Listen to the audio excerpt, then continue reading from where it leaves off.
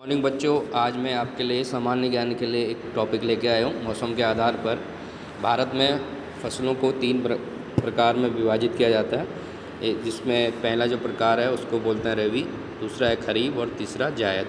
रबी के फसल का अगर उदाहरण की बात करें तो क्या क्या चीज़ इसमें बोया जाता है? गेहूँ, जौ, चना, मटर आदि। खरीफ में धान, बाजरा, मक्का और भी बहुत सारी फसलें हैं। जायद में खीरा, खरबूजा, मूंग, उड़द आदि। अब आपको क्या करना है, इसके अलावा जो जो फसलें बोई जाती है जिस जिस रबी में, खरीफ में या जायद में, तो उसमें आपको उसको लिखना है, अपनी कॉपी में लिखना है। और आज मैं बात करता हूँ, जो मैं आपके लिए टॉपिक लेके आया था कि अभी बरसात का मौसम चल रहा है, तो उत्तराखंड में प्रमुख त्योहारों में से वर्तमान समय यानी कि बरसात में मनाए जाने वाला त्यौहार कौन सा है? तो ये कौन सा त्यौहार होता है? हरेला त्यौहार मनाया जाएगा। हरेला त्यौहार श्रावण मास की पहली गति को मनाया जाता है। इसके कुछ दिन पहले हरियाली डाली जाती है और पहली गति को इसको जो हरेला है उसको काट कर देवी देवताओं को चढ़ाया जाता है और सभी को प्रसाद स्वरूप उसको बांटा जाता है। इसमें इस टाइप का जो हरेला आपने देखा होगा कि इस टाइप से हरेला जो है बोया जाता है, उसमें बीज डाले जाते हैं। अब इसके बारे में बताऊंगा कि क्यों हरेला मनाया जाता है और कैसे कैसे मनाते हैं, क्यों, इसके क्या कारण है, क्या प्रमुख विषय है इसका। अब बात करते हैं इसका। उत्तराखंड में मनाया जाने हरेला पर्व इस बार 17 जुलाई को मनाया जाएगा। 16 व 17 जुलाई को हरेला मनाया जाएगा। और यहाँ के इस त्यौहार को हरियाली, शांति, समृद्धि और पर्यावरण संरक्षण के प्रतीक के रूप में मनाते हैं। हरेले का मतलब जैसे आप जानते हैं हरे रंग का दिन है। साथ ही भगवान शिव व देवी पार्वती की पूजा करने के लिए श्रावण के महीने के इस दिन मनाया जाता है। महीने में इसे मनाया जाता है। प्रदेश भर में सभी लोग, उत्तराखंड में सभी लोग, विशेष रूप से कुमाऊँ के लोग हरियाली को समृद्धि से जोड़ने के लिए इस त्यौहार को मनाते हैं। सुख समृद्धि आ जाए इसलिए इसको मनाया जाता है। और क्या अब होता क्या है, हरेला त्यौहार के 9 दिन पहले ही 5 से 7 तरह के बीजों की बुआई की जाती है। एक छोटी सी टोकरी में लेके इसकी बुआई करते हैं और इसमें मक्का, गेहूँ, उड़द, सरसों, भट्ट आदि शामिल होते हैं। इसलिए छोटी छोटी टोकरियाँ बर्तन में बोया जाता है। 9 दिन तक इसका खास ध्यान रखा जाता है।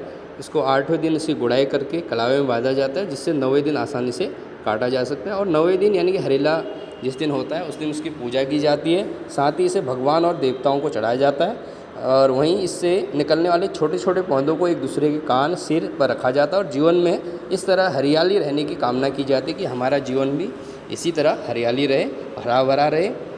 और साल में लगभग ये हरेला साल में 3 बार मनाया जाता है। पहला जो है ये चैत मास में, दूसरा श्रावण मास में, तीसरा अश्विन मास में मनाया जाता है। इन तीनों में श्रावण महीने में मनाए जाने वाला हरेला विशेष धूमधाम से, इससे जो अभी आने वाला जो अभी है ये वाला टाइम, ये इसमें सबसे मुख्य रूप से ये हरेला मनाया जाता है। अब इसका महत्व क्या है? क्योंकि उत्तराखंड के लोग आज के दिन यानी कि हरेले के दिन का खास महत्व रखता है, क्योंकि हरेला पर्यावरण रक्षा और 12 मास जो हमेशा 12 मंथ जो खेती है उसको जीवंत बनाए रखने का प्रतीक महोत्सव है।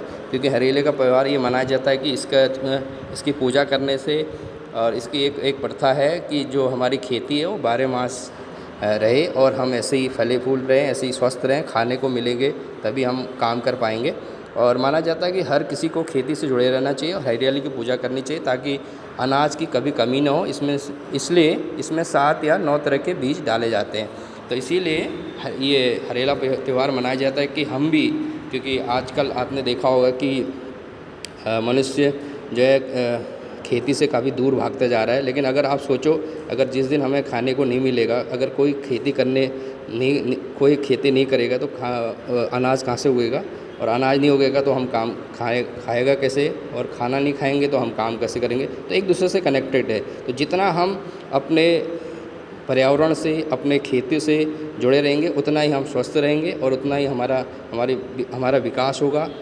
हमारा विकास होने के साथ साथ हमारे ज़िले का विकास होगा, प्रदेश का विकास होगा और सबका विकास होगा, जिससे हम स्वस्थ रह पाएँ। और इसी प्रतीक, ये जो हरेला है ये इसी का प्रतीक है कि हम ऐसे ही स्वस्थ रहें और अपने पर्यावरण का ध्यान रखें। और आपका जो होमवर्क है वो मकर संक्रांति यानी घुघुतिया कब और कैसे मनाया जाता है उसके बारे में आप लिखेंगे।